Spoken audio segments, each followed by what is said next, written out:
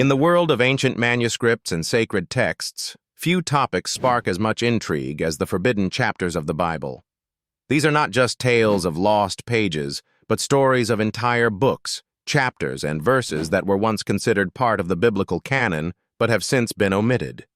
In this exploration, we delve into the forgotten chapters of the Bible, their historical significance, and the secret reasons behind their exclusion. Imagine, for a moment, a time long before the Bible became the universally recognized text it is today.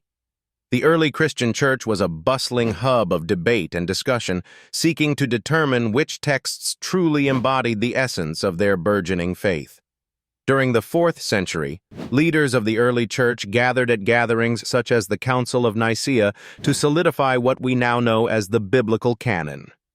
It was during these tumultuous meetings and discussions that choices were made, choices that determined which books would become official and which would be left by the wayside.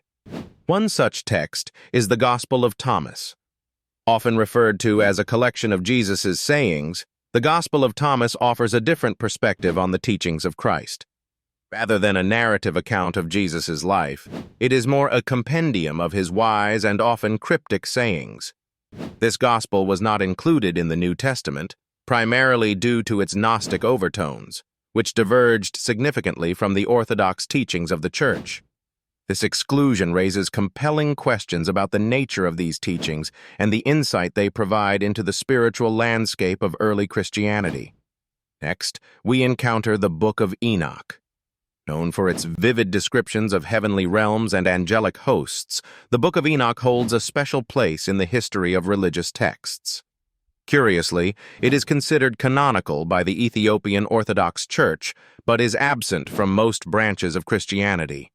Its exclusion is attributed to the controversial nature of its contents, which delve deep into apocalyptic visions and elaborate myths that were seen as inconsistent with the Church's image of a singular, cohesive scripture. Perhaps even more enigmatic is the Infancy Gospel of Thomas, which catalogs the childhood of Jesus. While the canonical Gospels of Matthew and Luke provide scant details on Jesus' early years, this gospel embarks on a journey through miraculous events from the young Jesus' perspective. However, the depiction of a sometimes mischievous child wielding power was considered problematic, challenging the Church's portrayal of Jesus' divine nature. Hence, it was relegated to the apocryphal texts, fascinating, yet non-canonical. Moreover, the Book of Jubilees, sometimes called Little Genesis, offers an alternative retelling of the events from the creation up to Moses receiving the law on Mount Sinai. This book was excluded primarily for its detailed prophetic visions and its specific chronological framework, which differed from the mainstream biblical timeline. Despite its absence from the canon, it provides an invaluable window into how Jewish theology evolved before the Common Era. The acts of excluding or including certain texts were not merely theological decisions, but also political ones. The consolidation of Christianity within the Roman Empire and the subsequent formulation of a singular Orthodox narrative necessitated the creation of a cohesive and unified scriptural body. The texts that were deemed too divergent or radical were gradually phased out, yet their whispers still echo through history. In conclusion, the exclusion of certain chapters and books from the Bible was a complex process influenced by theological, political, and cultural factors. These forgotten texts offer profound insights into the early days of Christianity and illuminate the diverse beliefs and practices that once existed.